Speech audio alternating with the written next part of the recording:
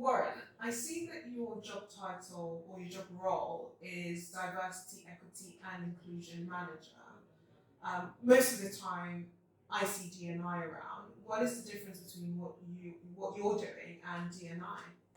Well, that's a good question actually. It comes up now and then, and I think there's quite an alphabet soup going on in the form of diversity and inclusion at the minute, and DE&I is still very much the most common terminology that we see around. But lately, especially in the UK, we are moving towards DE&I, and of course, as you rightly say, the E is for equity. Some people do say equality, but we say equity, and that I find is the more modern and helpful parlance in this context. And the reason I say that, in fact, is simply because equity and equality are not in fact the same thing.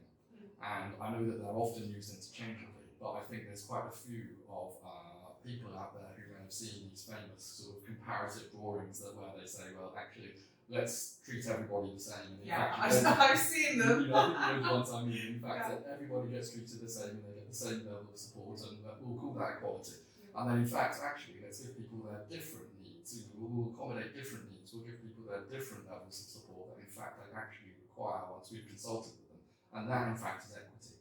And I think it's really important, actually, that it's not mainly a semantic thing, that equity is, in fact, part of what we do as diversity and inclusion practitioners, because, in fact, is that we should be consulting minority and underrepresented groups at work. We should be doing all that we can to make things less bad at work, because obviously professional services firms especially do tend to consist of dominant majorities at the top, which invariably tend to be on the lines of straight white men.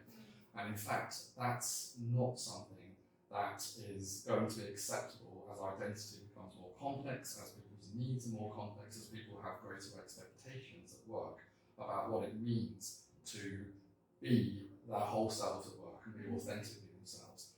And I think really when it comes down to how professional services firms should actually look at that and navigate that, is that you have to get past this insidious notion that it's okay just to treat everybody equally.